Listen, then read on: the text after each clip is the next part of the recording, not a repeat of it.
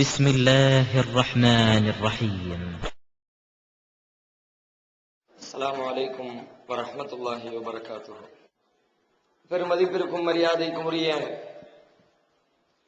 எல்லாம் வல்ல அல்லாஹ்வின் நல்லடியார்களே, இந்த கூட்டத்தில் எது சரி எது தவறு என்ற தலைப்பினை எனக்கு வழங்கியிருக்கிறார்கள். நாம் செய்கிற ஒவ்வொரு காரியத்திலும் சரியானது தவறானது என்ற இரண்டு பாதைகள் இருப்பதை நாம் அறிந்துதான் இருக்கிறோம். குறிப்பாக முஸ்லிம் சமுதாயம் தனது வாழ்க்கையில் அது செய்ய வேண்டிய காரியங்களில் சரியானது என்று திட்டவட்டமாக நாம் சொல்ல வேண்டும் என்றால் அதற்கு ஏற்கனவே நமக்கு ஒரு முன்மாதிரி வழங்கப்பட்டு விட்டது. நாளை மறுமையில் எதுவெல்லாம் நமக்கு வெற்றியை தருமோ, எந்த காரியம் நமக்கு நன்மையை தருமோ, எந்த செயல்பாடு நமக்கு சுவர்க்கத்தை பெற்று தருமோ, அவையெல்லாம் நாம் செய்ய வேண்டிய சரியான காரியங்கள். எவையெல்லாம் நாளை மறுமையில் நமக்கு நஷ்டத்தை தருமோ, இறைவனின் அதிருப்தியை பெற்று தருமோ, நரக படுகொலியிலே தள்ளிவிடுமோ, அவை அனைத்துமே தவறான காரியங்கள் என மிக இலகுவாக நாம் விளங்கிக் கொள்ள முடியும். அந்த தகவலை திருமறை குர்ஆனிலே இறைவன் பதிவு செய்கிறான். யௌம துகல்லபு உஜூஹுஹும் ஃபின்னார் யகூலூன யா லைதனா அதானல்லாஹ வ அதான ரசூலா. நரக நெருப்பிலே போட்டு சில முகங்களை புரட்டப்படுகிற அந்த நாளில் அவர்கள் சொல்லுவார்களாம், யா லைதனா அதானல்லாஹ வ அதான ரசூலா. எங்களுக்கு ஏற்பட்ட கை சேதமே, நாங்கள் அல்லாஹ்வுக்கு கட்டுப்பட்டிருக்க வேண்டுமே, அல்லாஹ்வுடைய தூதருக்கு கட்டுப்பட்டிருக்க வேண்டுமே. இன்னா அதானா சாததனா வ குவராஅனா ஃபஅலல்லுன சபீலா. எங்களின் பெரியவர்களுக்கும் எங்களின் நல்லோர்களுக்கும் நாங்கள் கட்டுப்பட்டோம், அவர்கள் எங்களை வழிகெடுத்து விட்டார்களே. ரப்பனா ஆத்திஹிம் லிஃபைனி மினல் அதாப். எங்கள் இறைவா, எங்களை வழிகெடுத்த அந்த பாவிகளுக்கு நீ 2 மடங்கு வேதனையை வழங்கிடுவாயாக என்று நரகத்தில் கிடக்கிற மக்கள் புலம்புவார்கள் என திருமறை குர்ஆனிலே அல்லாஹ் ரப்பல் ஆலமீன் சொல்லித் தருகிறார். இந்த ஒரு வசனத்திலே சரியான காரியங்கள் எது, தவறான காரியங்கள் எது என்பதனை மிக அழகாக கோடு கிழித்து இறைவன் பிரித்து நமக்கு சொல்லித் தருகிறான். அல்லாஹ்வுக்கு கட்டுப்படுதலும் அல்லாஹ்வுடைய தூதருக்கு கட்டுப்படுதலும் சரியான காரியங்கள். அவர்கள் சொன்னார்கள், பெரியவர்கள் போதனை செய்தார்கள், நல்ல பெரும் ஆலிம் உலமாக்கள் நமக்கு சொன்னார்கள், அல்லது நமது ஊர் மக்கள் எல்லாம் அதைத்தான் காலம் காலமாக செய்து கொண்டிருக்கிறார்கள், அல்லது ஊர் உலகத்திலே பார்த்தால் அதிகமான மக்கள் இதனைத்தான் செய்து கொண்டிருக்கிறார்கள் என்றெல்லாம் காரணம் சொல்லி பெரியவர்களுக்கு கட்டுப்பட்டால், குர்ஆன் ஹதீஸுக்கு எதிராக ஊருடைய சட்டத்திட்டங்களுக்கு கட்டுப்பட்டால், குர்ஆன் ஹதீஸுக்கு எதிராக உலகத்தில் இருக்கிற நடைமுறைகளுக்கு கட்டுப்பட்டால், குர்ஆன் ஹதீஸுக்கு எதிராக முன்னோர்களின் வாழ்க்கை முறைக்கு கட்டுப்பட்டு செயல்பட்டால், அவை அனைத்துமே நம்மை நாளை மறுமையில் வழிதவறச் செய்து நஷ்டவாளிகளாக ஆக்கிவிடும் என்பதனை திருமறையினுடைய இந்த வசனம் நமக்கு சொல்லித் தருகிறது. இப்பொழுது நாம் யோசிக்க வேண்டிய, சிந்திக்க வேண்டிய செய்தி என்னவென்றால், குர்ஆனை தான் முஸ்லிம்கள் என்று சொல்லக்கூடிய அத்தனை பேருமே குர்ஆனை மதிக்கிறோம் என்றுதான் சொல்கிறார்கள். எது குர்ஆனை தான் பின்பற்ற வேண்டும் என்ற செய்தியை முஸ்லிம்களிடத்தில் சொல்ல வேண்டிய அவசியம் என்ன? நாங்கள் குர்ஆனை மதிக்கிறோமே, குர்ஆனைத்தானே படிக்கிறோம், எங்களுடைய பிள்ளைங்களுக்கு மக்தபு பாடத்திலேயே குர்ஆனை படிப்பதற்கு சொல்லிக் கொடுக்கிறோம், குர்ஆனைத்தான் ஒரு முஸ்லீம் ஃபாலோ பண்ணணும், அதுல எங்களுக்கு மாற்று கருத்து இல்லை. ரசூலுல்லாஹ் தான் நமக்கு வழிகாட்டி, அவங்க சொல்றதை செயல்படுத்தணும், அதுல எங்களுக்கு மாற்று கருத்து இல்லை. இதை எதற்கு முஸ்லீம்களிடத்துல சொல்லணும்? எந்த ஒரு முஸ்லீமாக இருந்தாலும் அவர் திருமறை குர்ஆனை படிக்கிறார், பின்பற்றுகிறார். அதே போன்று நபிகள் நாயகத்தையும் மதிக்கிறார்கள். அப்ப நபிகள் நாயகம் சொன்ன அடிப்படையில் செயல்படுவதாகத்தான் செயல்பட்டுக் கொண்டிருக்கிறார்கள். பிறகு இதிலே இந்த கருத்தை தெரிந்தவர்களிடத்தில் தெரிந்து வைத்திருக்கிற ஒரு கருத்தை சொல்ல வேண்டிய அவசியம் என்ன ஏற்பட்டது? முஸ்லிம்கள் மத்தியில் இந்த கருத்தினை சொல்ல வேண்டிய தேவை என்ன ஏற்பட்டது என்று சொன்னால், முஸ்லிம் சமுதாயம் குர்ஆனை மதிக்கிறது, அதை நாம் மறுக்கவில்லை. முஸ்லிம்களில் கணிசமானவர்கள் நபிகள் நாயகம் ஸல்லல்லாஹு அலைஹி வஸல்லம் அன்னவர்களை நேசிக்கிறார்கள், மதிக்கிறார்கள், தனது உயிருக்கு மேலாக கருதுகிறார்கள். அதில் நமக்கு மாற்று கருத்தில்லை. ஆனால் அவர்கள் சொல்லக்கூடிய கருத்துக்களை மதிக்கக்கூடிய இவர்கள் எவ்வாறு மதிக்கிறார்கள் என்பதிலே தான் பிரச்சனை. நபிகள் நாயகத்தை மதிக்கிறார்கள் என்று சொன்னால், உலகத்தில் மற்ற எல்லா தலைவர்களையும் அவர்களின் தொண்டர்கள் எப்படி மதிக்கிறார்களோ அப்படித்தான் முஸ்லிம் சமுதாயமும் தன்னுடைய தூதரை தங்களுக்கு வழிகாட்டியாக வந்திருக்கிற நபிகள் நாயகம் ஸல்லல்லாஹு அலைஹி வஸல்லம் அவர்களையும் மதிக்கிறார்கள். உலகத்தில் இருக்கிற மற்ற தலைவர்கள் எப்படி மதிக்கப்படுகிறார்கள்? மதிப்பு என்று சொல்வார்கள். அவர்களுடைய பிறந்த நாளில் விழா எடுப்பார்கள், மதிப்பதற்கு அடையாளம். தலைவர் பிறந்த நாளுக்கு விழா கொண்டாடு, தலைவர் பிறந்த நாளில் இரத்த தானம் செய்யுங்கள், தலைவர் பிறந்த நாளில் அன்னதானம் செய்வார்கள், தலைவருக்காக போஸ்டர்கள் ஒட்டுவார்கள், தலைவர்களை புகழ்ந்து பாடுவார்கள். தலைவனே, எதிர்காலமே, வருங்கால இந்தியாவே, தேசத்தை காப்பாற்ற வந்திருக்கிற பிதாமகனே என்று தலைவனுக்கு புகழ் பாடுவார்கள். தலைவனுக்கு மாலை அணிவித்து மரியாதை செய்வார்கள். தலைவர்களின் காலில் விழுந்து கும்பிடுவார்கள். தலைவன் இறந்து விட்டால் தலைவனுக்காக சிலை வெடிப்பார்கள். தலைவன் சொல்லி சென்ற கருத்துக்களை ஆங்காங்கே சில கருத்துக்களை எழுதி வைத்து அந்த தலைவனின் பெயர்களை கீழே போட்டு வைப்பார்கள். தாங்கள் மதிக்கக்கூடிய தலைவர்களை இப்படித்தான் உலகத்தில் இருக்கிற பிற அமைப்புகள், பிற மதத்தவர்கள் தங்களின் தலைவர்களை இப்படி மதிக்கிறார்கள். ஆனால் உண்மையில அந்த தலைவர் சொன்னதை செயல்படுத்துவார்களா? மதித்தல் என்றால் எப்படி மதிக்க வேண்டும்? ஒரு தலைவரை மதிப்பதென்றால் அவர் சொன்ன வார்த்தைகளை பின்பற்ற வேண்டும். அதுதான் மதிக்கிறதுக்கு அடையாளம். ஒரு தகப்பன் இருக்கிறார், தகப்பன புள்ள எங்க அத்தாவை மாதிரி உண்டா, எங்க அப்பாவை மாதிரி ஒருத்தர் உண்டா, அவரை மாதிரி ஒரு தகப்பன் உலகத்துல கிடையாதுன்னு சொல்றான். தகப்பனார் கூப்பிட்டு போய் கடையில போய் ஒரு டீ வாங்கிட்டு வராங்க. போயா சொல்லி பார்த்துட்டு போய் வாங்க, உனக்கு வேற வேலை இல்ல, நான் டிவியில சீரியல் பார்க்க போறேன்னு உட்கார்ந்தா இவனை யாராவது தகப்பனை மதிக்கிற பிள்ளைன்னு சொல்லுவாங்களா? இந்த பிள்ளைய யாராவது தகப்ப மேல என்ன பாசம் வச்சுக்கலாம் ஒத்துக்குவாங்களா? இவனுடைய பாசம் போலித்தனமானது, இவனுடைய மரியாதை போலித்தனமானது, நைவஞ்சகத்தனமானது.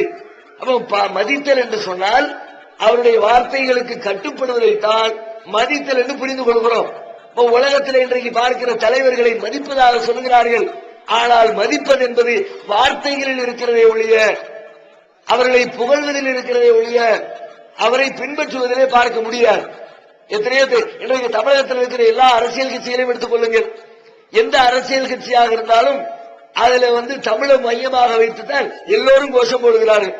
நாங்கள் தமிழ் வளர்க்க வந்தவர்கள், நாங்கள் தமிழுக்கு வேண்டி பாடுபட்டவர்கள், தமிழை செம்மொழியாக ஆக்கியவர்கள், தமிழுக்காக பல்கலைக்கழகங்களில் பல்வேறு அரங்குகளை நாங்கள் ஏற்படுத்தியவர்கள், தமிழை மையமாக வச்சு தமிழ் வளர்ப்போம், தமிழுக்காக பாடுபடுவோம், தமிழை முன்னால் வளர்த்து சென்றிருக்கிற பெரியவர்களின் புகழ் பாடுவோம் என்று சொல்லி எல்லாரும் தமிழை மையமா தூக்கி பிடிச்சுக்கிட்டு தமிழ் கோஷத்தின் வழியாக மக்கள் மத்தியிலே பிரச்சாரத்தை முன்வைக்கிறார்கள். அந்த தமிழுக்கு அவர்களுக்கு கிடைத்திருக்கிற ஒரு தலைவர் திருவள்ளுவர். திருவள்ளுவர் தமிழுக்கு நிறைய பாடுபட்டிருக்கிறார், தமிழ் தொண்டாற்றி இருக்கிறார். அவர் 7 வார்த்தைகளுக்குள்ளே 7 கடலை புகட்டி இருக்கிறார். 7 வார்த்தைக்கு 700 பக்கத்தில் விளக்கம் கொடுக்கிற அளவிற்கு பல்வேறு செய்திகளை அந்த 7 வரிகளுக்குள்ள சொல்லி இருக்கிறார் என்று சொல்லி திருக்குறளை பற்றி பேசுகிறார்கள், திருவள்ளுவரை புகழ்கிறார்கள், திருவள்ளுவர் எப்படி குடும்ப வாழ்க்கை நடத்தினார் என்று சிராயத்து மேடைகளில் முழங்குகிறார்கள், திருவள்ளுவருக்காக விழா எடுக்கிறார்கள். யாரேனும் ஒருவர் குழந்தைகள் திருவள்ளுவருடைய அந்த திருக்குறளை மனப்பாடம் பண்ணி ஒப்பித்தால் மாதம் அந்த குழந்தைகளுக்கு உதவித்தொகை கொடுக்கிறார்கள். திருவள்ளுவருக்காக சிலை எடுத்து நடுக்க நிலையில நிறுத்தி வைக்கிறார்கள். வச்சிருக்கிறாங்களா இல்லையா கன்னியாகுமரியில? அப்படி எல்லாம் செய்கிறார்கள். ஆனால் அவருடைய வாழ்க்கையில திருவள்ளுவருடைய போதனையை பின்பற்றுகிறார்களா? தமிழகத்தில் எடுத்துக்கொள்வோம். திராவிட முன்னேற்ற கழகம் என்ன இன்றைக்கு ஆளுகிற ஆளுங்கட்சி, அதனுடைய தலைவர் அத்தனை பேருமே திருவள்ளுவருக்கு புகழ் பாடுகிறவர்கள். திருவள்ளுவர் சொல்கிறார், மதுபான சாராய விற்பனையின் வழியாக வரக்கூடிய வருமானம் இருக்கிறது. ஒரு கொள்ளைக்காரன் கொள்ளையடிப்பதற்கும் ஒரு அரசாங்கம் மதுபானத்தை விற்பனை செய்து சம்பாதிப்பதற்கு வரையில எந்த வித்தியாசமும் கிடையாது. திருக்குறள்ல சொல்றார். இன்னைக்கு என்ன நடந்துகிட்டு இருக்கு தமிழ்நாட்டில்? தமிழகத்தினுடைய மிகப்பெரிய வருமானமே டாஸ்மாக் வச்சுதான் ஓடிக்கிட்டு இருக்கு. வந்து 7000 கோடி இந்த ஆண்டு மாத்திரம் மதுபான கடைகளின் வழியாக கவர்மெண்ட்டுக்கு வந்திருக்கிற வருமானம் 7000 கோடி 8000 கோடின்னு ரொம்ப பெருமையா சொல்லிக்கிறாங்க. தமிழ்நாடு தௌஹீத் ஜமாத்தின் இஸ்லாமிய அழைப்பு பணி. தமிழ்நாடு தௌஹீத் ஜமாத்தின் ஏராளமான பணிகளில் மிக முக்கியமான பணி பிற மத மக்களுக்கு இஸ்லாத்தை எடுத்துச் சொல்வதாகும்.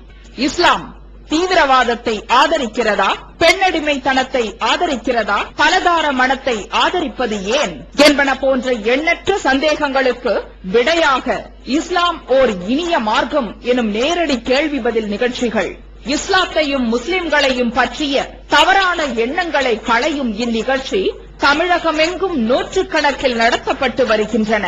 இந்நிகழ்ச்சி பிற மாநிலங்களிலும் வெளிநாடுகளிலும் நடந்து வருகின்றன. இது போன்ற நிகழ்ச்சியின் மூலம் ஏராளமானோர் இஸ்லாத்தை தழுவி வருகின்றனர். இது மட்டுமல்லாது இஸ்லாத்தை அறிந்து கொள்ள விரும்பும் பிற மத மக்கள் ஒரு அஞ்சல் அட்டை அனுப்பினால் போதும், திருக்குரான் மொழிபெயர்ப்புகள், இஸ்லாமிய நூல்கள் மற்றும் பல ஆடியோ வீடியோ சீடிக்கள் என இலவசமாக அனுப்பி வைக்கப்படுகின்றன. மனிதனுக்கேற்ற மார்க்கம் இஸ்லாம் மட்டுமே என்பதை நிரூபித்திட பிற மத அறிஞர்களுடன் பல்வேறு விவாதங்கள். புதியதாக இஸ்லாத்தை ஏற்றுக்கொண்டவர்களுக்காக சேலத்தில் ஆண்களுக்கும் பெண்களுக்கும் என தனித்தனி பயிற்சி மையங்கள்.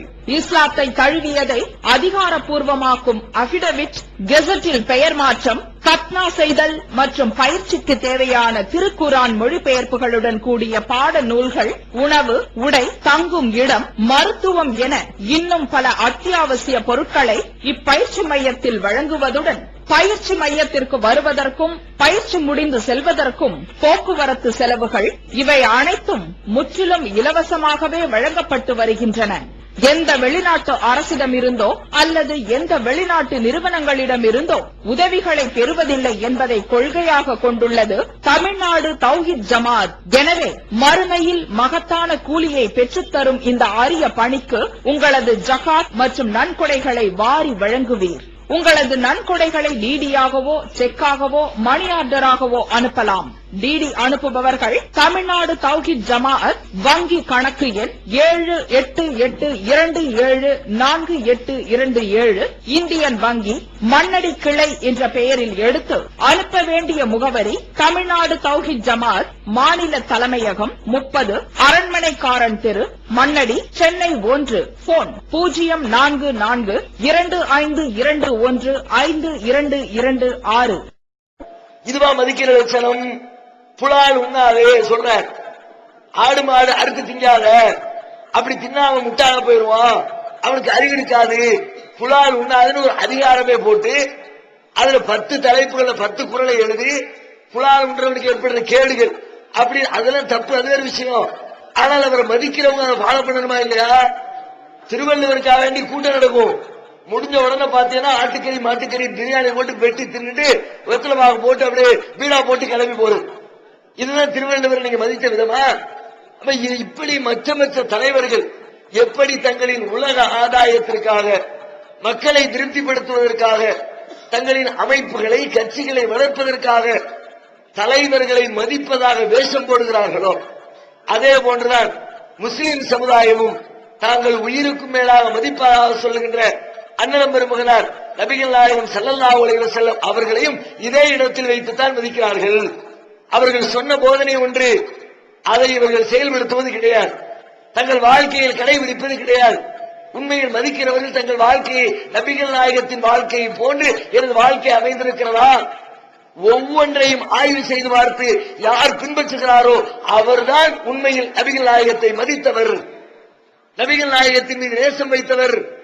நபிகள் நாயகத்தை கேலி சித்திரம் வரைந்து விட்டான் என்பதற்காக போராட்டம் நடத்தினால் மட்டும் போதாது. ஊர் உலகத்தில் நடந்தது. டென்மார்க்ல ஒருத்தர் நபிகள் நாயகம் ஸல்லல்லாஹு அலைஹி வஸல்லம் கேலி செஞ்சு ஒரு கார்ட்டூன் போட்டான். மொத்த உலகமும் கொந்தளிச்சது. மொத்த உலகத்தில் இருக்கிற முஸ்லிம்களும் வீதியில் இறங்கி போராடினார்கள். எப்படிடா நாங்கள் உசிருக்கு மேலாக மதிக்கிற எங்கள் தூதரை நீ கேலி பண்ணலாம், எப்படி கிண்டல் செய்யலாம், எப்படி அவரை தீவிரவாதியாக நீ சித்தரிக்கலாம், எவன் அந்த கார்ட்டூன் வரைஞ்சாலும் அந்த கயவனுடைய கழுத்தை வெட்டுன்னு சொல்லி ஊருக்கு ஒரு வாழுகிற முஸ்லிம்கள் எல்லாம் ரோட்டில இறங்கி ஆர்ப்பாட்டம் செய்ததை பார்த்தோம். இது மாத்திரம் நபிகள் நாயகத்தை மதிக்கிறதுக்கு அளவுகள் இல்ல, அவங்க தங்களுடைய வாழ்க்கையை உலகத்திற்கு முன்மாதிரியாக தந்திருக்கிறார்கள். அல்லாஹ் சொல்கிறான், லக்கது கானலக்கும் ஃபீ ரசூலில்லாஹி உஸ்வத்துன் ஹஸனா, அல்லாஹ்வுடைய தூதரிடத்தில் உங்களுக்கு அழகான முன்மாதிரி இருக்கிறது. உங்களுடைய வாழ்க்கையின் ஒவ்வொரு ஏற்ற இறக்கத்திலும் அவர் எவ்வாறு சொல்லி காட்டினார்களோ, அவர்கள் எவ்வாறு வாழ்ந்து காட்டினார்களோ அதை நீங்கள் செயல்படுத்த வேண்டும். வெறுமனே நபிகள் நாயகம் சொன்னாங்கன்னு தொழுதா மட்டும் போதாது, நோன்பு இருந்தா மட்டும் போதாது, ஹஜ்ஜுக்கு போனா மட்டும் போதாது, உலகத்தில் நீ செய்யற ஒவ்வொரு காரியமும் அவர்கள் எவ்வாறு காண்பித்து தந்தார்களோ அந்த அடிப்படையில் உனது வாழ்க்கை முறை அமைந்திருக்க வேண்டும். கொஞ்சம் யோசித்து பாருங்கள். ஒவ்வொரு முஸ்லிமும் தனது நெஞ்சிலை கை வைத்து கேட்டு பார்க்கட்டும், நம்முடைய வாழ்க்கை முறை நபிகள் நாயகம் சொல்லி தந்த அடிப்படையில் அமைந்திருக்கிறதா? திருமணத்தை எடுத்துக் கொள்ளுங்கள். திருமணம் என்பது ஒவ்வொரு மனிதனின் வாழ்க்கையிலும் இடம்பெறுகிற தவிர்க்க முடியாத ஒரு நிகழ்வு. நபிகள் நாயகம் சொன்னார்கள், திருமணம் என்னுடைய வழிமுறை, யார் அதனை புறக்கணிக்கிறாரோ அவர் என்னை சார்ந்தவர் இல்லை. எல்லா முஸ்லிம் சமுதாயத்தினுடைய குடும்ப திருமணங்களிலும் இந்த துவாவை, இந்த ஹதீஸை சொல்லுகிறார்கள். குத்துபா என்ற பெயரில் ஆலிம் அஜர்த்து வந்து ஒரு சொல்லுவார், ஹதீஸ் சொல்லுவார்.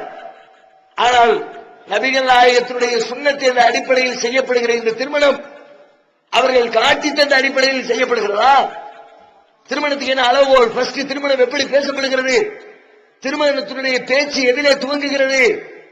ஒரு அந்தஸ்தை வைத்து, அவரிடம் இருக்கிற செல்வத்தை வைத்து, அவரிடம் இருக்கிற பொருளாதார பின்னணியை வைத்துத்தான் திருமண பேச்சை துவங்குகிறது. ஒரு பெண்ணை பார்த்தாகிவிட்டது, மாப்பிள்ளைக்கு பிடித்து போய்விட்டது, மாப்பிள்ளை வீட்டாரும் பெண் வீட்டாரும் பெண்ணை சம்மதம் தெரிவித்து மனமுடித்துக் கொள்வதற்கு ஒத்துக்கொண்டு விட்டார்கள்.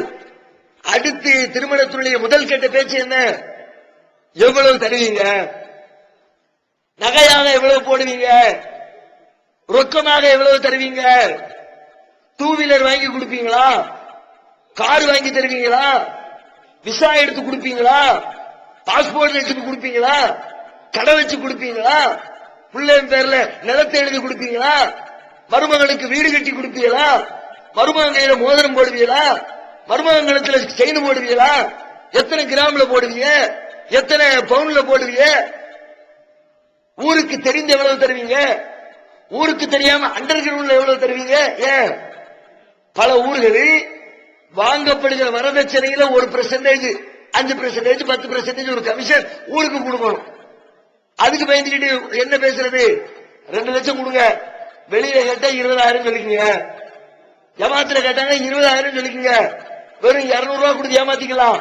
2 லட்சம் கொடுத்தா நாங்க அவங்களுக்கு தேவையில்லாம கமிஷன் கொடுக்க வேண்டியது இருக்கும். பிச்சை எடுத்தாலும் பெருமாள் அதை புடுங்கினாலும் சொல்லிட்டு முஸ்லிம் இல்லாத சகோதரர் ஒரு பழமொழி ஒன்று சொல்லுவாங்க, ஒரு பேச்சு வழக்கு. அந்த லட்சணத்துல பள்ளிவாசலுடைய நிர்வாகங்கள் இந்த வரதட்சணை என்ற பெயரில் உங்களுடைய திருமண பேச்சு துவங்குகிறது.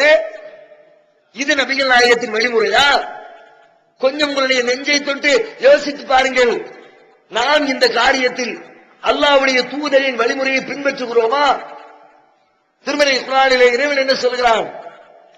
வரதட்சணை வாங்காத என்று மட்டும் சொல்லல,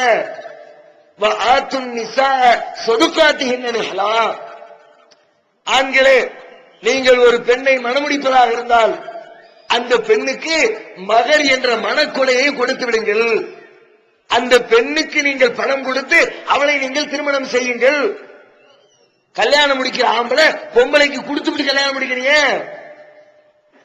யார் அதிகமா பாதிக்கப்படுறாங்களோ, திருமண வாழ்க்கையின் மூலமாக யார் அதிக இழப்புக்கு உள்ளாகிறார்களோ அவர்களுக்குத்தான் ஊக்கத்தொகை வழங்கப்பட வேண்டும், அவர்களுக்குத்தான் நஷ்டஈடு வழங்கப்பட வேண்டும். திருமணம் என்பது வாழ்க்கையில் ஒப்பந்தம். 2 பேரும் சேர்ந்து குடும்பம் நடத்துறது, 2 பேரும் சேர்ந்து வாழ்க்கையை கொண்டு போக போறீங்க. 2 பேரும் சம அளவில் பங்களிப்பு செய்ய வேண்டுமா இல்லையா? திருமண வாழ்க்கையில் ஆணும் பெண்ணுடைய 2 பேருடைய பங்களிப்பை நாம் யோசித்து பார்த்தால் 2 பேர்ல யார் அதிக பங்களிப்பு செய்கிறது? பெருசா ஆம்பளை பீத்திக்கு போனாம பயங்கரமா குடும்ப முன்னேற்றத்துக்காக வேண்டி ராப்பகளா உழைக்கிற மாதிரி குடும்பத்தில் அதிகமான இழப்பை, துன்பத்தை, கஷ்டத்தை, உடல் வலியை பொறுத்துக் கொள்கிறவர் யார்? ஆனா பெண்ணா? யோசித்து பாருங்கள். ஒரு ஆணுடைய இழப்பு என்ன, ஒரு பெண்ணுடைய இழப்பு என்ன?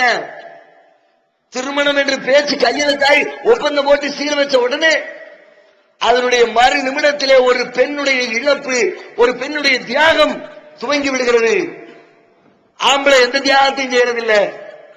கல்யாணத்துக்கு முந்தி வரைக்கும் ஒரு ஆண் தன்னுடைய தாய் வீட்டிலே இருக்கிறார், தன்னுடைய தந்தையோடு இருக்கிறார், தன்னுடைய சகோதரனோடு இருக்கிறார், தன்னுடைய சகோதரியோடு இருக்கிறார், அவருடைய வீட்டிலே இருக்கிறார், அவர் அந்த ஊரிலே இருக்கிறார், அவர் அந்த மாவட்டத்திலே இருக்கிறார். கல்யாணத்துக்கு பிறகும் அது தொடர்கிறது. ஈகத்துவம் ஓரிரை கொள்கையை விளக்கும் ஒப்பற்ற மாத இதழ் PJ, MI சுலைமான், ஷம்சுல்லுஹா, இன்னும் பல சிறந்த அறிஞர்களின் கருத்து கருவூலங்கள், இன்னும் பல சிறந்த அம்சங்களுடன் வெளிவரும் ஈகத்துவம் இதழை படித்து உங்கள் மார்க்க அறிவை வளர்த்துக் கொள்ளுங்கள். ஆண்டு சந்தா உள்நாடு 100 ரூபாய், வெளிநாடு 400 ரூபாய், தனி இதழ் 9 ரூபாய். உங்கள் டிராப்ட்களை ஏகத்துவம், இலக்கம் 30, அரண்மனைக்காரன் தெரு, மண்ணடி, சென்னை 1 என்ற முகவரிக்கு அனுப்புவீங்கள். மகளிருக்கு வழிகாட்டும் மாத இதழ் தீன்குல பெண்மணி, தமிழ்நாடு தவ்ஹீத் ஜமாத்தின் மேற்பார்வையில் முஸ்லிம் பெண்களுக்கான இல்லற கடமைகள், மருத்துவ பகுதி, சிறுவர் பகுதி, திருமண தகவல் பகுதி, ஹதீஸ் திறனாய்வு போட்டி மற்றும் பல சுவையான அம்சங்களுடன் வெளிவரும் முஸ்லிம் பெண்களுக்கான முழுமையான மாத இதழ் தீன்குல பெண்மணி. ஆண்டு சந்தா உள்நாடு 100 ரூபாய், வெளிநாடு 400 ரூபாய், தனி இதழ் 9 ரூபாய். உங்கள் MODகளை எடுத்து அனுப்ப வேண்டிய முகவரி தீன்குல பெண்மணி, நம்பர் 30, அரண்மனைக்காரன் தெரு, மண்ணடி, சென்னை 1. ஆனா பெண்ணுடைய நிலைமை என்ன? 18 வயது, 20 வயது, 25 வயது ஆசையாக வளர்த்த தன்னுடைய பெற்றோரை விட்டுவிட்டு, தன்னுடைய சகோதரர்களை விட்டுவிட்டு, தன்னோடு படித்த தோழிகளை விட்டுவிட்டு, தான் பிறந்து வாழ்ந்த வீட்டை விட்டுவிட்டு, தன்னுடைய தெருமக்களை விட்டுவிட்டு, தன் ஊரை விட்டு, மாவட்டத்தை விட்டு, மாநிலத்தை விட்டு, ஏன் சில நேரங்களில் நாடு விட்டு நாடு செல்கிறாரே, இது தியாகமா இல்லையா? யோசித்து பாருங்க. உங்களுடைய உள்ளத்தை தொட்டு இந்த கேள்விக்கு பதில் சொல்லுங்கள். தியாகம் இல்லைன்னு சொல்ல முடியுமா? 2 வருஷம் 3 வருஷம் அக்ரிமெண்ட்ல மகன் வெளிநாட்டுக்கு போறான் வேலைக்கு. அம்மாக்காரி அழுவ எவ்வளவு?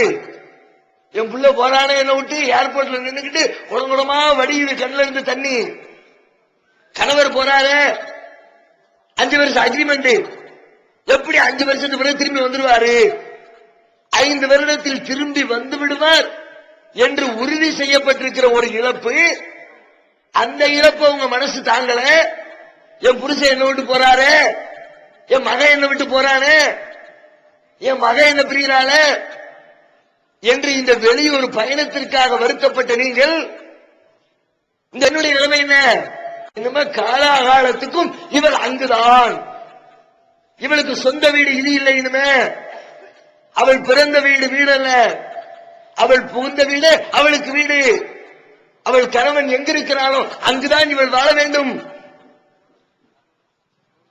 ஒட்டுமொத்த உறவுகளையும் இழந்து பிரிந்து நம்மோடு குடும்பம் நடத்துகிறேன் என்று கையெழுத்திட்ட ஒரே காரணத்திற்காக இவ்வளவு பெரிய தியாகத்தை செய்கிறாளே, இந்த தியாகத்திற்கு ஒரு ஆண்மகன் கொடுக்கின்ற மதிப்பு என்ன? தியாகத்தையும் செஞ்சுக்க, காசையும் பிடிக்கிறதா? அவளே இவையும் சந்திப்பால் அவளிடத்திலே போய் பணத்தையும் பிடுங்குவதா? முஸ்லீம் நான் கேட்கல, முஸ்லீம் அல்ல சகோதரர் அருகிலே பல பேர் இருக்கிறீர்கள். உங்களிடத்திலேயும் கேட்கிறேன், இந்துவாக இருந்தாலும் சரி, கிறிஸ்தவராக இருந்தாலும் சரி, நாத்திகராக இருந்தாலும் சரி, அல்லது வேறு எந்த பௌத்த சீக்கிய மதத்தை சார்ந்தவராக இருந்தாலும் சரி, மனிதன் என்ற அடிப்படையில் பெண்ணை மணமுடிக்கிற யாராக இருந்தாலும் அந்த பெண்ணிடத்திலே போய் காசுதான், பணம் தான், வரதட்சணை தான் என்று கேட்பதற்கு கடுகளவிற்கு நியாயம் உண்டா? எதை பேசினாலும் நியாயம். நாங்களாம் நியாயத்தின் பக்கம் தான் நிற்போம். ஊர்ல பஞ்சாயத்து பண்றீங்கல்ல, ஜமாத்தாளர்கள் கூடி உட்கார்ந்து நியாயத்தை சொல்லப்பா, நியாயத்துக்கு கட்டுப்படுப்பா, இல்லாட்டி துண்டை உதறிக்கிட்டு நான் இதுக்கு ஒத்துக்கிட மாட்டேன்னு எந்திரிச்சு போறீங்கல்ல. நான் கேட்கிறேன், கல்யாணம் முடிக்கிற பொம்பளை காசு கேட்கிறீங்களா, அதுல என்ன நியாயம் சொல்லுங்க? ஏதாவது ஒரு நியாயம் முடியுமா? இழப்பு முழுக்க பெண்ணிடத்திலே இருக்கிறது, தியாகம் முழுக்க பெண்ணிடத்திலே இருக்கிறது. கல்யாணத்தை முடிச்சு குடும்ப நடத்துறது பெண்ணிடத்துல காசு கேட்கிறது என்ன நியாயம்? அது மட்டுமா? அத்தோட அவருடைய தியாகம் முடிஞ்சு போச்சா? எவ்வளவு பெரிய தியாகம் யோசிச்சு பாருங்க. அதற்கு பிறகு குடும்ப வாழ்க்கையில் ஈடுபடுகிறார்கள். 2 பேரும் சந்தோஷமா இருக்கிறாங்க. அதுக்குதான் கல்யாணத்தை முடிச்சோம். சந்தோஷமா இருந்தாச்சுல, சந்தோஷத்துடைய ரிசல்ட் என்ன? அதுக்கு அடுத்த கட்ட நிகழ்வு என்ன? இவருடைய வயிற்றில அந்த கணவனுடைய கரு சிசு வளர ஆரம்பிக்கிறது. புள்ள வளர்ந்துகிட்டே இருக்கு. வளர வளர நிகழ்வு அடுத்தடுத்து என்ன? வளர வளர இவருடைய உடல்நிலை ஏற்படுகிற மாற்றங்கள், இவருடைய உடல்நிலை ஏற்படுகிற வழிகள். சாப்பிட முடியல, வாந்தியா வெளியே வந்து கொட்டுது, மயக்க முடிச்சு கீழே விழுறா, ஒரு வேலை உருப்படியா செய்ய முடியல, மாடிப்படியில ஏற முடியல, இறங்க முடியல, உருண்டு பரண்டு நிம்மதியா படுக்க முடியல, விரும்பினதை சாப்பிட முடியல. இந்த பெண்ணை விட 5 வயசு 8 வயசு மூத்தவரா இருப்பார் மாப்பிளக்காரரு. அவன் விளையாடுறதுக்கு மட்டையை தூக்கிட்டு கிரிக்கெட் மட்டையை தூக்கிட்டு கிரவுண்டுக்கு ஓடுவார். 25 வயசு 30 வயசுல ஓட வேண்டிய பருவம் 18 வயசு 20 வயசு. அவனை விட கணவனை விட குறைந்த வயதில் இருக்கிற இந்த பெண் அவனுடைய சிசுவை வளர்ப்பதற்காக வேண்டி உடலிலே ஏற்படுகிற அந்த மாற்றங்களை எல்லாம் தாங்கிக் கொள்கிறாள். இது தியாகம் இல்லையா? இந்த தியாகத்திற்கு நாம் என்ன மதிப்பு கொடுத்தோம் யோசித்து பாருங்கள். அதனுடைய எல்லை, அந்த உயிரை இந்த உலகத்தில் கொண்டு வந்து தர்றாள, நம்ம பிள்ளைய ஆண்மகனுடைய வாரிசை கொண்டு வந்து கொடுக்கிறாள, கொடுக்கும் போது அவள் படுகிற கஷ்டம் அந்த ஒண்ணு போதுமுங்க, அந்த ஒரு நிகழ்வு போதும். அதை நியாயமாக ஒருத்தர் சிந்தித்து பார்த்தால், மனைவியிடத்துல கல்யாணம் முடிக்க போற பெண்ணிடத்துல எவ்வளவு தருவீங்கன்னு கேட்கறதுக்கு எவனுக்கு நாக்கு வர? நம்முடைய வாரிசை பெற்று தர்றா, அப்படித்தானே அர்த்தம். அவளுக்கும் நமக்கும் 2 பேருக்கும் பிள்ளைதான். ஆனா உலகம் என்ன சொல்லும்? யார் பிள்ளைன்னு ஒத்துக்கணும்? தகப்பனார் யாரு? தகப்பனத்தான் கேட்கும். பள்ளிக்கூடத்துல பேர் சேர்க்க போவாங்க, அம்மா பேர் என்னன்னு ஒரு கேள்வி, ஒரு கோடு இருக்காது. மேல எப்படி இருக்கும்? மாணவனுடைய பெயர், கீழே சன் ஆஃப், தந்தை பேர் என்ன, இவனுடைய தந்தை யாரு? அம்மாவை பத்தி கேட்கிற ஆள் இல்ல. உலகத்துக்கு அறிவிக்கிறது எப்படி அறிவிப்போம்? ஹதீஜா பீவியோட புள்ள சொல்ல மாட்டாங்க, மாரியம்மாவுடைய பிள்ளை பேச்சு இருக்காது. இன்சில் யார்? இன்சிலு தகப்ப இன்சிலு, அப்துல் காதர் பிள்ளை ஏழ போடு இன்சிலா, முகமதோட பிள்ளை எம்ம போடு இன்சிலா. நம்முடைய வாரிசை பெற்றுத் தருகிறாள்.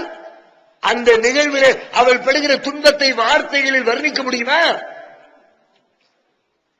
மரணத்தினுடைய வாசல் படியை தொட்டு திரும்புகிறாள். அதுக்கு அடுத்த ஸ்டேஜ் மரணம் தான். எந்த அளவுக்குன்னா, இன்றைய மருத்துவ விஞ்ஞானத்தினுடைய முன்னேற்றம் அவளது உடலிலே அவள் படக்கூடிய அந்த வேதனை கருவியை கொண்டு அளந்து சொல்கிறார்கள். எப்படி? ஒண்ணு அளக்கிறதுக்கு ஒவ்வொரு கருவி இருக்குல்ல. பால் அளக்கிறதுக்கு லிட்டர்ல 1 லிட்டர் 2 லிட்டருமாங்க. துணியை அளப்பாங்க ஜவுளி கடையில 1 மீட்டர் 2 மீட்டர். 1 கிலோ பருப்பு கொடுங்கன்னா பருப்பை கிலோ 1 கிலோ 2 கிலோ படியத்துக்கு வச்சு நிற்பார், அளப்பாரு. ஒண்ணுக்கு ஒவ்வொரு அளவு இருக்குது. அது மாதிரி காற்றை அளக்கிறார்கள், காற்றுடைய வேகத்தை. அதே மாதிரி புதுசா ஒரு கருவியை கண்டுபிடித்திருக்கிறார்கள், டால் என்ற கருவி. அது டாலு, உடலில் ஏற்படக்கூடிய வேதனையை அளக்கிற கருவி.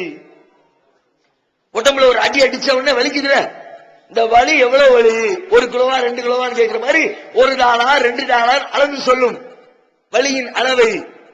மருத்துவர்கள் சொல்லுகிறார்கள், ஒரு மனுஷனுடைய உடம்புல வேதனையை கூட அடி உத என்ன செய்ய 10 டால் அளவுக்கு அடி தாங்கிக்குவான், 20 டால் அளவுக்கு வேதனை இருக்கட்டும் தாங்கிக்குவான், வலி பிச்சு புடுங்க 50 டாலு அதை கூட தாங்கிக்குவான், 60 டாலு தாக்கு பிடிக்கும். கடைசி எல்லை 60 டால். 60 டால் அளவுக்கு ஒரு மனுஷனுடைய உடம்புல வேதனை கொடுக்கப்பட்டால் அவன் ஏதோ ஒரு விதத்துல தாக்கு பிடிச்சு நிற்பான். 60 தாண்டி 65 70 போச்சுன்னு வச்சுக்குவோம். அதுக்கு 60 தாண்டிச்சுன்னா அதுக்கப்புறம் மனுஷன் இருக்க மாட்டான், அதுக்கப்புறம் மையத்து தான் இருக்கும். அதுக்கு மேல இருக்கிற வேதனையை தாங்கிக் கொள்ள முடியாது. மரணம் தான் அதனுடைய எல்லை. மருத்துவர்கள் அளந்து சொல்கிறார்கள். ஒரு மனிதனின் உடல் தாங்குகிற வேதனையின் அளவு 60 டால். திருக்குரான் தமிழாக்கம் பி ஜெயினலாபிதீன்.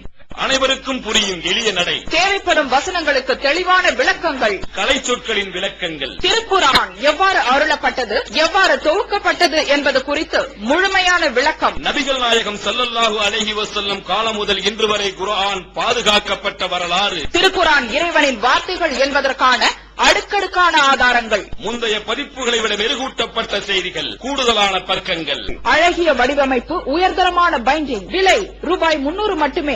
வெளியீடு மூன் பப்ளிகேஷன், நம்பர் 83/3, முதல் வாடி, மூர்தரு, மண்ணடி, சென்னை 1. போன் 65690810. வெளிவந்துவிட்டது இஸ்லாம் கூறும் குடும்பவியல். ரமலான் மாதம் தொடர் சொற்பொழிவு 5 டிவிடிகளாக. விலை ரூபாய் 150 மட்டுமே.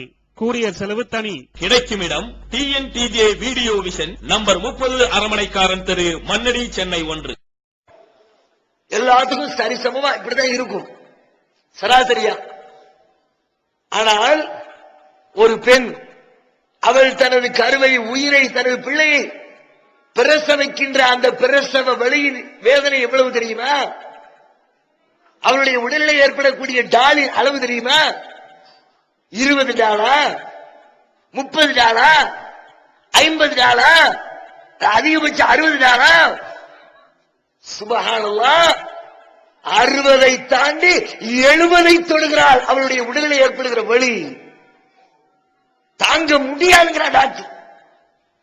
அது மெடிக்கல் மிராக்கிள் தான், அற்புதம் தான், இறைவனின் ஆற்றலால் நடக்கக்கூடிய நிகழ்வு தான். அதனால தான் சில பெண்கள் தங்களுடைய உடலில் அதற்கு போதிய வலுவில்லாத காரணத்தினால் பிரசவ நேரத்திலே மரணத்தை தழுவதை பார்க்கிறோம். பிள்ளையை கொடுத்துவிட்டு அவ உசுர விட்டுறான். ஏன்? அது ஏற்படக்கூடிய வேதனையின் அளவு அப்படி. இத்தனை பெரிய வேதனையை, மரணத்தை தழுவக்கூடிய அளவிற்கு உடலிலே வலியை பெற்று நம்முடைய வாரிசை பெற்று தந்தாலே சந்தோஷத்தினுடைய விளைவு இது. நாம் பட்ட கஷ்டம் என்ன? நமக்கு இதனால் ஏற்பட்ட துன்பம் என்ன, இழப்பு என்ன யோசித்தோமா?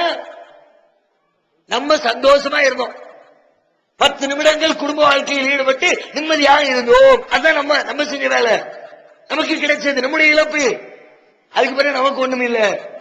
அத்தனை துன்பங்களையும் தாங்கியவள், அத்தனை துன்பங்களையும் ஏற்றுக்கொண்டு நமது குடும்பத்திலே ஒரு மழலையின் குரல் ஒலிக்க செய்தவள் அந்த பெண் இல்லையா? இதற்கு ஒத்துக்கொள்ள மாட்டேன் என்று ஒரு பெண் சொன்னால் என்ன நடக்கும்? அதனாலதான் சொல்லுவாங்க, அந்த நேரத்தில் வலி ஏற்படக்கூடிய அந்த கடுமையான இறுதிக்கட்ட வேதனை ஏற்படக்கூடிய தருணத்தில் ஒரு புருஷங்காரன ஒரு மனைவி நினைப்பா அவருடைய உள்ளத்துல, அவனால்தானே இவ்வளவு. அந்த நேரத்தில் இவன் கையில கிடைச்சா இன்னுமே இவன் குடும்ப வாழ்க்கையில ஈடுபடவே கூடாதுடா, இவனால்தானே இவ்வளவு என்று அவன் மீது வெறி கொள்ளுவாராம். அந்த அளவுக்கு அந்த நிமிடத்துடைய வேதனை இருக்கும்.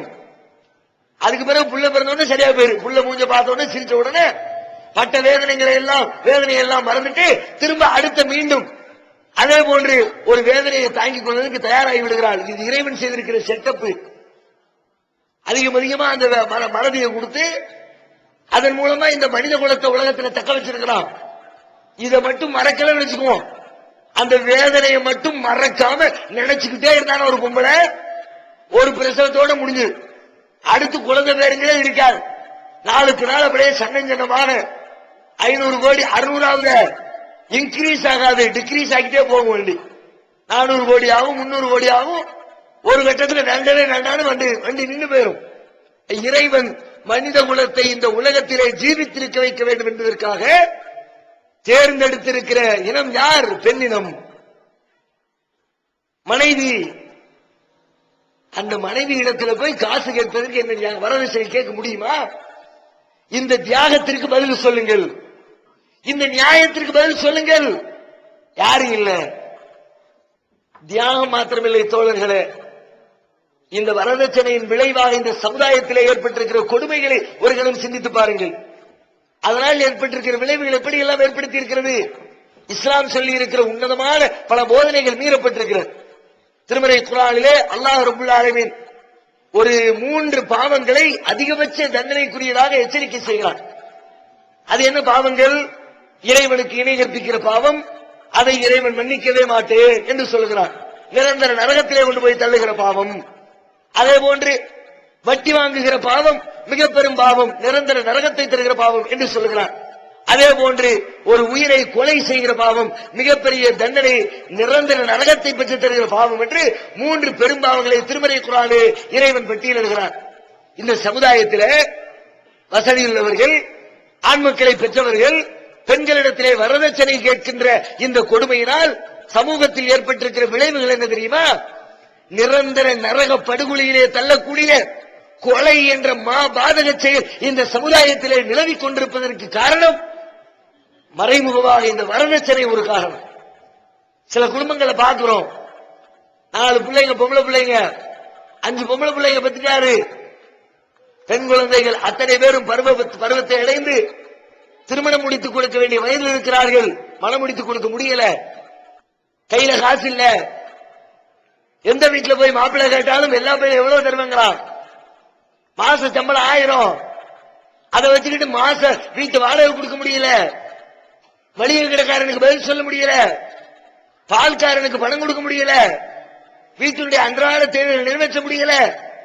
இதுல 2 லட்சத்தை கொடு 3 லட்சத்தை கொடு என்று சொன்னால் ஒரு பெண்ணை பெற்றெடுத்த தகப்பன் எங்க போவான்? காசுக்கு பொறுத்து பார்க்கலாம். சுயமரியாதையோடு இருந்து விட்டவன் பிறரிடத்திலே கையேந்துவதற்கு மனமில்லை.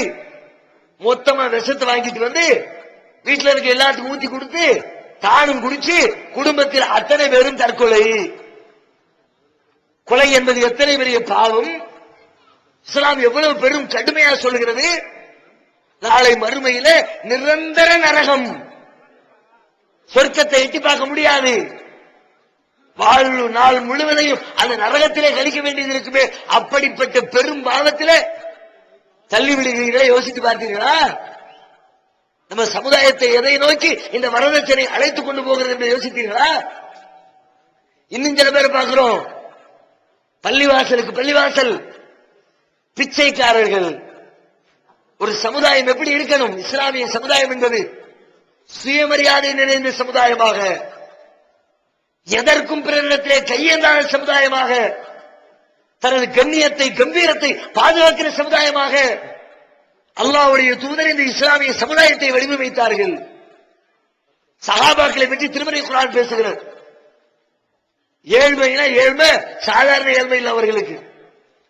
மதீனா மக்காவில் வாழும்போது செல்வ சீமான்களாக வாழ்ந்த பல பேர் இஸ்லாத்தை பின்பற்ற முடியாமல், நபிகள் நாயகத்தினுடைய போதனைகளை செயல்படுத்த இயலாமல் மக்காவிலே கொடுமைக்கு ஆட்படுத்தப்பட்டு பிறகு மக்காவிலிருந்து விரட்டி அடிக்கப்பட்டு மதீனாவிலே வந்து தஞ்சம் புகுந்து விடுகிறார்கள். மதீனாவில் வாழ்க்கை நடத்துறாங்க. திடீர்னு ஒரு பெரிய கூட்டம் மதீனாவுக்கு வந்துருச்சு. என்ன பண்றது? சின்னஞ்சிறிய ஊருக்குள்ள ஒரு பெரிய வெளியூர்ல இருந்து ஒரு பெருங்கூட்டம் வந்துருச்சுன்னா பொருளாதாரத்துக்கு என்ன செய்யறது? திடீர்னு ஒன்னும் செய்ய வழி இல்ல. ஏழ்மையை தத்தளிக்கிறாங்க. எந்த அளவிற்கு ஏழ்மை என்று சொன்னால், உஹது போர்க்களம், யுத்தம் நடக்கிறது. பக்கத்து குஃபார்களுக்கும் மதீனத்து முஸ்லிம்களுக்கும் இடையிலே நடைபெறக்கூடிய அந்த யுத்தத்தில் முஸ்அப் இப்னு உமைர் ரலியல்லாஹு அன்ஹு அவர்கள் கொல்லப்படுகிறார்கள். யார் இந்த முஸ்அப்?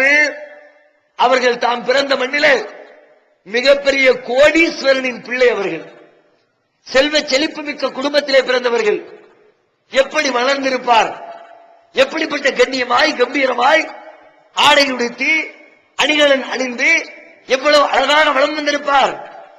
நபிகள் நாயகத்தின் போதனைகளை ஏற்றுக்கொண்ட ஒரே காரணத்திற்காக, இந்த ஏகத்துவத்தை தனது வாழ்க்கை நெறியாக ஒத்துக்கொண்ட ஒரே காரணத்திற்காக குடும்பத்தாரால் விரட்டி அடிக்கப்பட்டு, சொந்த ஊர்க்காரர்களால் துரத்தி அடிக்கப்பட்டு மதீனத்திலே அகதியாய் வந்து வாழ்க்கை நடத்துகிற இந்த முஸ்அப் அவர்கள் உஹது போர்க்களத்தில் வீர மரணத்தை தழுவுகிறார், கொல்லப்படுகிறார். அவரை கஃன் செஞ்சு இஸ்லாமிய முறைப்படி அடக்கம் செய்யணும். கஃன் பண்றதுக்கு துணி வேணும்ல, மேல இருந்து கீழே வரைக்கும் பொதியறதுக்கு, மூடுவதற்கு துணியை தேடினா துணி கிடைக்கல. அவர் போட்டிருந்த ஒரே ஒரு போர்வை மட்டும்தான் இருக்கு. அவரிடத்துல இருக்கிற ஒரே ஒரு போர்வை, கோடு போட்டு போர்வை. அந்த போர்வை வச்சு உடம்ப மூடி பார்க்கிறாங்க.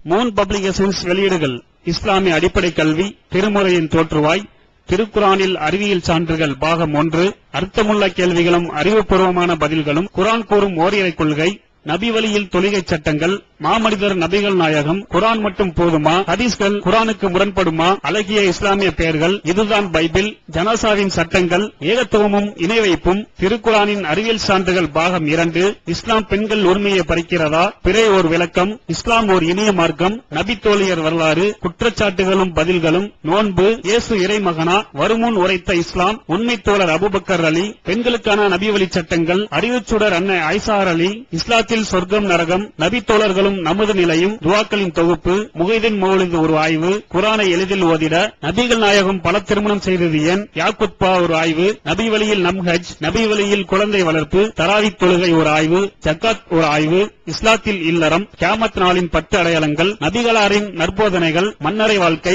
பைபிளில் நபிகள் நாயகம், இஸ்லாத்தின் பார்வையில் பில்லி சூனியம், தர்கா வழிபாடு, நபிகளாரின் இறுதி நாட்கள், இஸ்லாமிய கொள்கை, சரியான ஹதீஸ்களும் தவறான ஹதீஸ்களும், சந்திக்கும் வேளையில் கொள்கை விளக்கம், பேய் பிசாசு உண்டா, கற்பனை கதைகள், நவீன பிரச்சனைகளும் தீர்வுகளும், தப்லிக் தாகலின் தொகுப்பு, சுபகான மௌலிது ஒரு ஆய்வு, மனிதனுக்கேற்ற மார்க்கம், நேர்ச்சையும் சத்தியமும், மனனம் செய்வோம், விளக்கப்பட்ட உணவுகள், அர்த்தமுல்லா இஸ்லாம், குர்பானியின் சட்டங்கள், தொழுகை, இஸ்லாத்தின் பார்வையில் கனவுகள், இஸ்லாமிய திருமணம், இறைவனிடம் கையேந்துங்கள், மீராஜும் அதன் படிப்பினைகளும், வேதம் கொடுக்கப்பட்டோர் யார், மற்றும் prophet Mohammed the greatest man மற்றும் TNTJ மார்க்க அறிஞர்கள் உரையாற்றிய CD டிவிடிகள் கிடைக்கும் இடம் மூன் பப்ளிகேஷன் 83/3 மூர்திரு முதல் மாடி மண்ணடி சென்னை 1. Phone number 65690810. தலையை மூடுனா கால் தெரியுது, காலை மூடுனா தலை தெரியுது. ஒரு பெரிய செல்வ சீமானுக்கு ஏற்பட்ட நிலைமை இது உலகத்துல. என்ன பண்றது? சஹாபாக்கள் பாக்குறாங்க, அவங்களிடத்திலையும் கையில ஒண்ணுமே இல்லை. முழுமையா அவருடைய உடலை மூடிக்கொள்வதற்கு ஒரு ஆடை இல்லை. ரசூலுல்லாஹ் சொல்றாங்க, அல்லாஹ்வுடைய தூதரே, முஸாபு கொல்லப்பட்டாங்க, அடக்கம் செய்யறதுக்கு கஃன் செய்யறதுக்கு டிரெஸ் இல்ல, தலையை மூடுனா கால் தெரியுது, காலை மூடுனா தலை தெரியுது, என்ன பண்ணிக்கிறது? நபிகள் நாயகம் மட்டும் என்ன செல்வ செழிப்பியா இருந்தாங்க, என்ன பண்ண முடியும்? அவர்களும் ஏழ்மை. சொல்றாங்க, அந்த துணியை வச்சு தலையை பொத்துங்க, காலுக்கு இந்த இலை தலைகள் இருக்கும்ல, இளந்த மரத்தினுடைய இலைகள்லாம் இருக்கும்ல, அதை எல்லாத்தையும் போட்டு காலை மூடி அடக்கம் பண்ணி தூக்கி கபர்ல வச்சிருவோம். ஒட்டுமொத்த சமுதாயமும் சேர்ந்து கொண்டு ஒரு தனி மனிதரின் உடலை மறைப்பதற்கு ஒரு ஆடை இல்லாமல் தவிக்கிறது தோழர்களே. அப்ப எத்தனை பெரிய பஞ்சை பராரிகளாய் ஏழ்மையின் விளிம்பிலே, வறுமை கோட்டிற்கு கீழே அந்த சமுதாயம் வாழ்ந்திருக்கும் என்பதை ஒரு கணமப்படி உங்களுடைய கற்பனைக்குள்ளே கொண்டு வந்து பாருங்கள். நபிகள் நாயகத்துடைய ஏழ்மையா வார்த்தையில சொல்ல முடியாது. இன்னைக்கெல்லாம் நாம அவர்களை விட பல்லாயிரம் கோடி மடங்குகள் வாழ்வை நாம் அனுபவித்துக் கொண்டிருக்கிறோம், உலக இன்பத்தை. நபிகள் நாயகத்துடைய மனைவி சொல்கிறார்கள், எங்களை 1 மாதம் கடந்து செல்லும், எங்கள் வீட்டில் அடுப்பு எரிக்கப்பட்டிருக்காது, 2 மாத காலமாகும், அடுப்பு பத்த வச்சிருக்க முடியாது. சில நேரங்களில் 3 மாதங்கள் வீட்டில் அடுப்பு பத்த வைக்கல. பத்த வைக்கல என்ன அர்த்தம்? வெளியில ஹோட்டல்ல போய் வாங்கி சாப்பிட்டு அர்த்தமா? அன்னைக்கு ஹோட்டலே கிடையாது. பத்த வைக்கிறதுக்கு ஒண்ணு சாமான் இல்ல. ஏதாவது அரிசி பருப்பு இருந்தாலும் அடுப்பை பத்த வச்சு சோறாக்கி திங்க முடியும், ஒண்ணும் இல்லை. அந்த பாலைவனத்திலே விளையக்கூடிய பேரித்தம்பழங்கள் சிலதை எடுத்து வாயிலே போடுவோம், ஒரு டம்ளர் தண்ணி அள்ளி குடிப்போம், முடிஞ்சு போச்சு எங்களுடைய வயிற்று பசிக்கு, அதுதான் தீர்வு. மாதக்கணக்கில் பேரித்தம்பளத்தை சாப்பிட்டு தன் வாழ்க்கையை நடத்துகிற அளவிற்கு வறுமையின் கோர பிடியிலே அந்த சமுதாயம் சிக்கி கிடக்கிறது. ஆனால் அந்த சமுதாயத்தில் பள்ளிவாசல தான் இருப்பாங்க சஹாபாக்கள், வீடு இல்லைன்னு ஒண்ணு. நபிகள் நாயகம் சொல்றதை கேட்டுக்கிட்டு, அந்த பயானை கேட்டு குறிப்பெடுத்துக்கிட்டு, மனசுல நிப்பாட்டிக்கிட்டு, வரக்கூடிய மக்களுக்கு சொல்லிக்கொண்டு இப்படியே காலம் ஓடும். வெளியூர்ல இருந்து யாராவது வருவாங்க, இவங்களை பத்தி எதுவுமே தெரியாது. வந்து பார்த்தா அவங்க இவரை நினைத்துக் கொள்வார்களாம், ஜாயிலு அக்னியா மின தஅஃஃபுஃபி.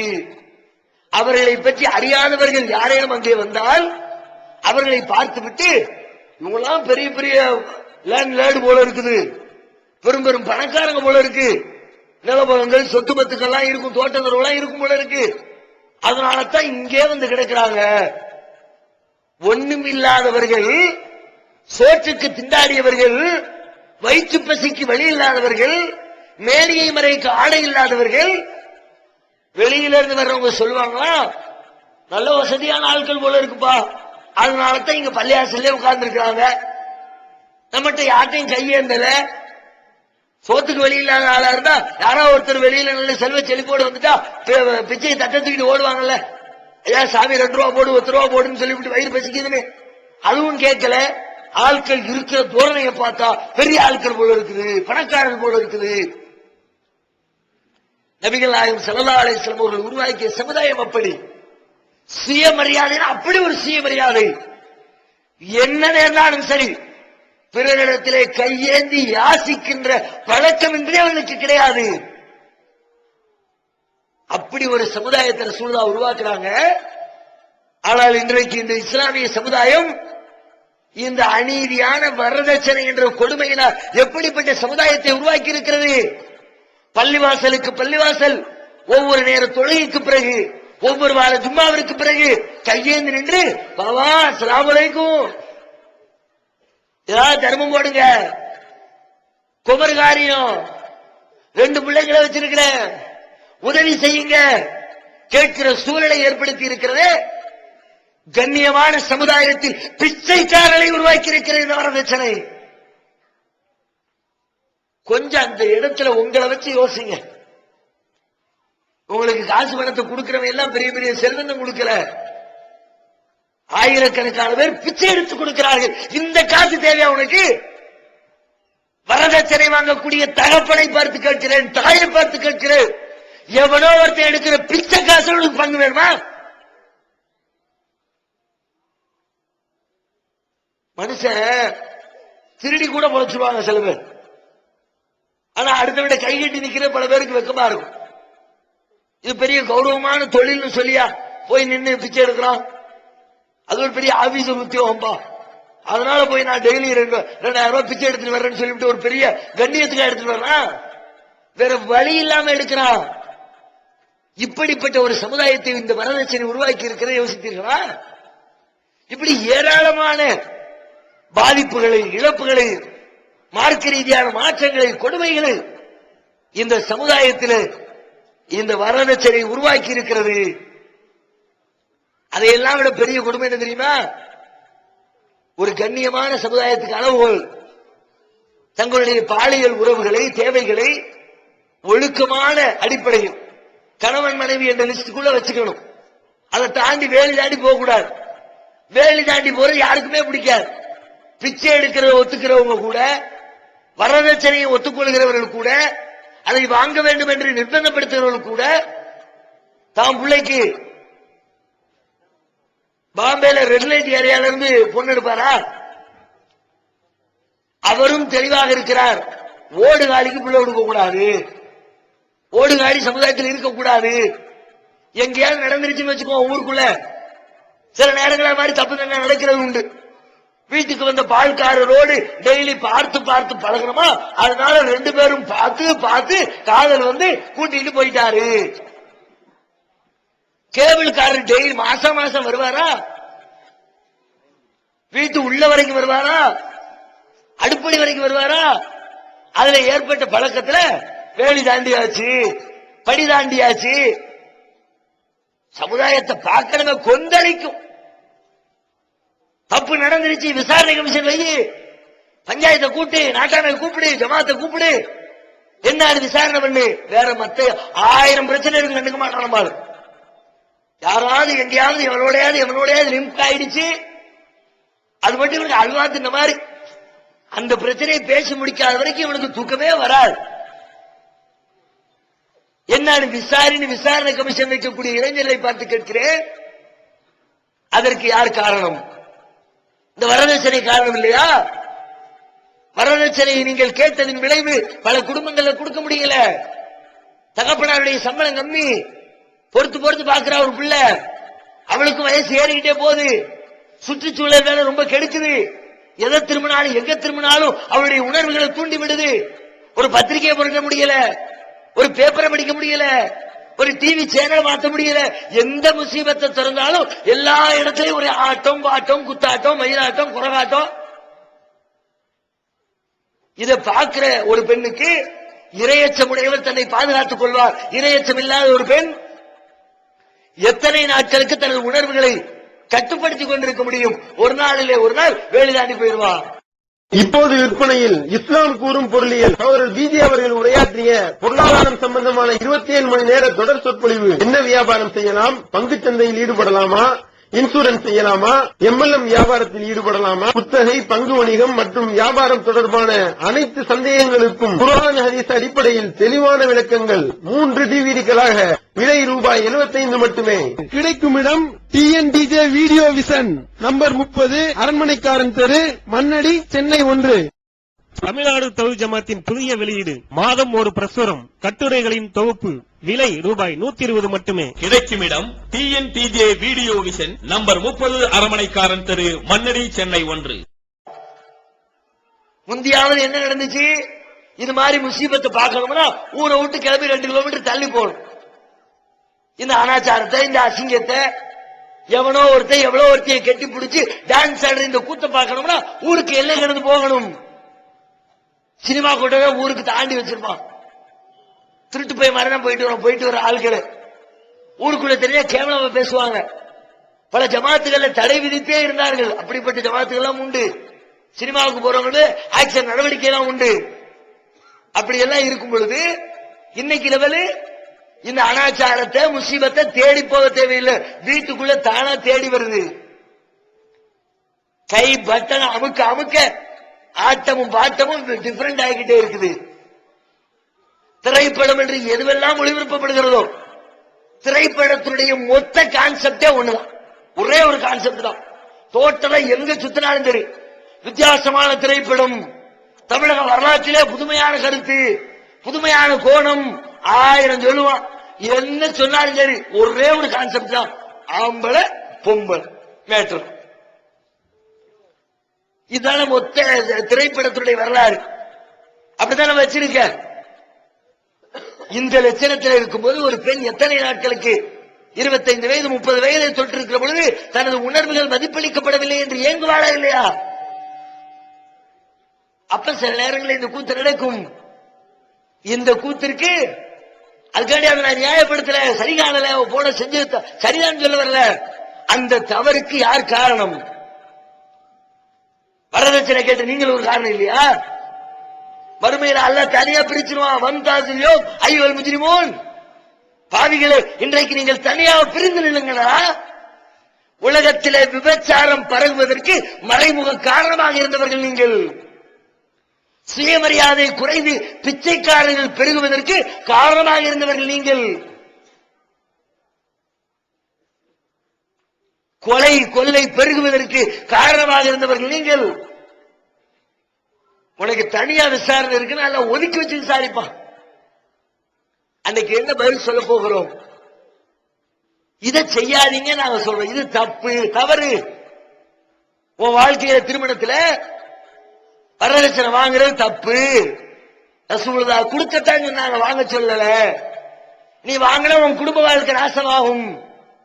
வாங்கி அப்ப வீட்டை வித்து ஒரு அப்பன் தன் பிள்ளைய கல்யாணம் முடிச்சு கொடுத்திருந்தால் அப்பனை நடுத்தருவுல நிப்பாட்டி இவ குடும்ப வாழ்க்கையில் ஈடுபட்டு இருப்பான். இந்த பெண் அந்த குடும்பத்திற்கு விசுவாசமா இருப்பாளா? இருக்க முடியுமா? அவ உள்ளத்துல என்ன ஓடும்? மாமியாருக்கு மருமகளுக்கு சண்டை சண்டைங்கிறவ ஏன் பல இடங்களில் மருமகள் மாமியாரை ஒத்துக்கொள்ளவில்லை? இதுக்கு நம்ம அப்பனை தெருவுல நிப்பாட்டுறதுக்கு இவரான காரணம். அதை நினைக்கிறாவ. இவ கேட்ட வரதட்சணையை கொடுக்க முடியாம தானே நம்ம அத்தா இத்தனை வருஷமா வாழ்ந்த வீட்டை வித்து இன்னைக்கு வீடு இல்லாம தெருவுல நிக்கிறாரு. உங்க குடும்பம் சந்தோஷமா இருக்குன்னு நினைப்பு வருமா அவளுக்கு? உங்களுக்கு பணிவிடையை செய்ய வேண்டும் என்ற உணர்வு வருமா அவளுக்கு? இதை சொன்னா ஏன்டா கொந்தளிக்கிறிய? விபச்சாரத்தின்பால் தள்ளிவிடக்கூடிய பாவத்தை செய்யாத. அதுக்கு ஒரு கூட்டம் போட்டா அவங்க கூட்டம் போடாத. என்ன கூட்டம் போடாத? அப்படி என்ன சொல்ல வர்ற? அது சொல்லு. அப்படி என்னதான் சொல்ல வர்ற? விபச்சாரத்தின் வாசலை அடையுங்கள் அப்படின்னு நாங்க பேச போறோம். அடைக்காத நீ சொன்னா அப்ப உனக்கு எங்கேயோ லிங்க் இருக்குது, அப்படிதான் நினைக்க வேண்டியது இருக்கு. எங்க அப்படிதான் தோணு, எங்க அறிவாளத்தான் சொல்லுது. விபச்சாரம் பாவம்ங்கிறோம், அதை செய்யக்கூடாதுங்கிறோம், அதுக்கான வாசலை தடுத்து வைங்கிறோம். இவன் அதை சொல்லாதுங்கிறான, இவனுக்கு ஏன் குத்துது? இவன் குட்டு வெளியே வந்துருமுன்னு பயப்படுறான் போல இருக்குது. அப்படிதான் நினைக்க வேண்டியது இருக்கு. நீங்க பிலிம் காட்டிட்டா அதிகாரிகள் அங்க இங்க பேசி மிரட்டி, அங்க போடாது இங்க போடாது, ஸ்டேஜ மாத்து, இடத்தை மாத்து, ஸ்பீக்கரை மாத்துரு, நீ பிரஷர் கொடுத்தா உடனே இது சொல்ல முடியாம அமைங்கி ஒண்ணுமில்லாம ஏகத்துவம் அழிஞ்சு போய் நினைக்கிறியா? இறைவன் தன் திருமறையிலே சொல்லுகிறான், யுரீதூன லியுத்ஃபிஊ நூரல்லாஹி பிஅஃவாஹிஹிம் வல்லாஹு முத்திம்மு நூரிஹி வலவ் கரிஹல் காஃபிரூன். அந்த இறை மறுப்பாளர்கள் தங்களின் வாய்களால் அல்லாஹ்வுடைய ஜோதியை ஊதி அணைத்து விடலாம் என்று நினைக்கிறார்கள். வல்லாஹு முத்திம்மு நூரிஹி வலவ் கரிஹல் காஃபிரூன். அந்த காபிர்கள் வெறுத்தாலும் ஜோதியை பூரணப்படுத்தியே தீருவான். நீ என்னத்தை பண்ணு, பண்ண பண்ண வளர்றா இல்லையாப்பா? எழுதி வைத்துக் கொள்ளுங்கள். இன்ஷா அல்லாஹ் அருகில் இருக்கிற பட்டூரிலே கூட்டம் நடக்கிற சாதிக் நகரிலே இன்னும் சில மாதங்களில், சில நாட்களில் இறைவனின் அருளால் இன்ஷா அல்லாஹ் ஏகத்துவம் மலரும். சத்தியத்துக்கு அளவோட ஏதாங்க, சத்தியம் என்னைக்குமே இருந்த லெவல்ல இருக்காது, நாளுக்கு நாள் பெருகிட்டே போகும்.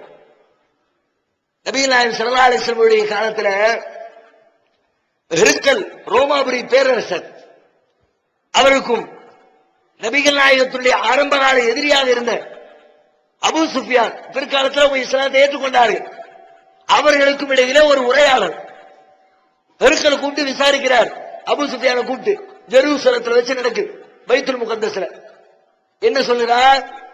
முகம்மது ஒருத்தர் தன்னை நபி என்று மக்காவில் சொல்லிக் கொண்டிருக்கிறாரு, அந்த ஊர்ல நீங்க வந்திருக்கிறீங்க, அவரை பத்தி எனக்கு கொஞ்சம் டீட்டெயில் தேவைப்படுது, விவரத்தை சொல்லு. சில கேள்விகளை கேட்டு நபிகள் நாயகம் கொண்டு வந்திருக்கிற மார்க்கம் சரியா தவறா, அவர் இறை தூதர் என்பது உண்மையா பொய்யா என்பதை அவர்கள் முடிவெடுப்பதற்காக வேண்டி சில கேள்விகளை முன்வைக்கிறார். நிறைய கேள்வி கேட்கிறார்.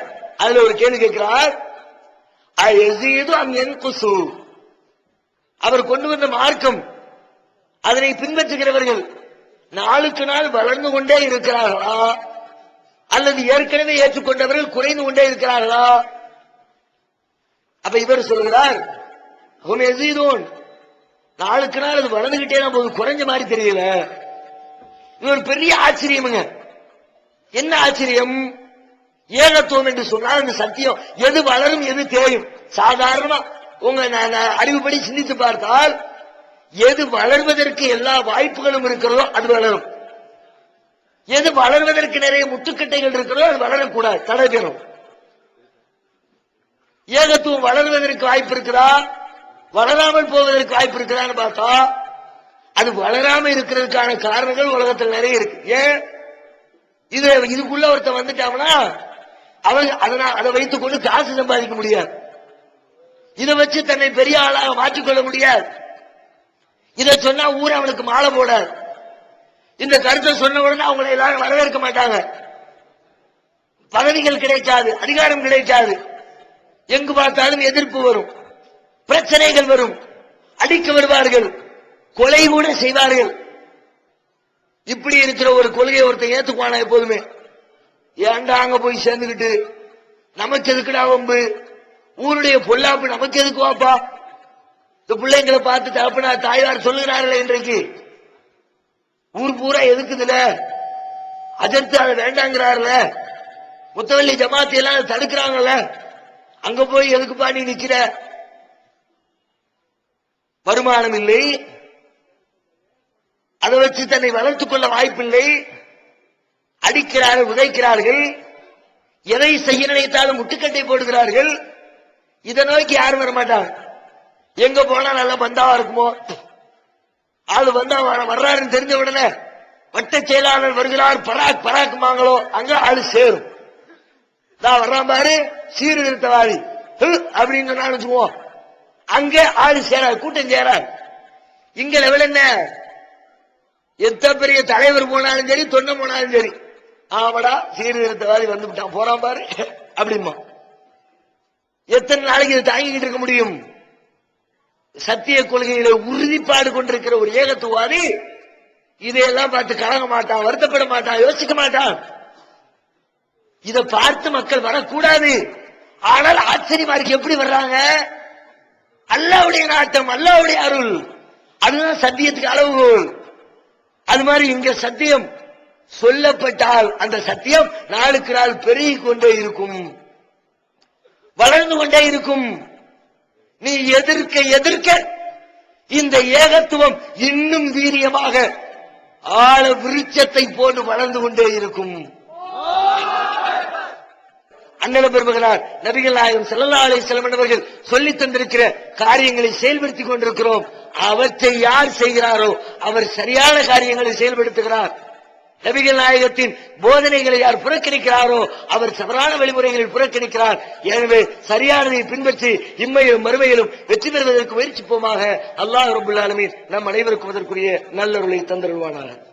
அல்லாஹ்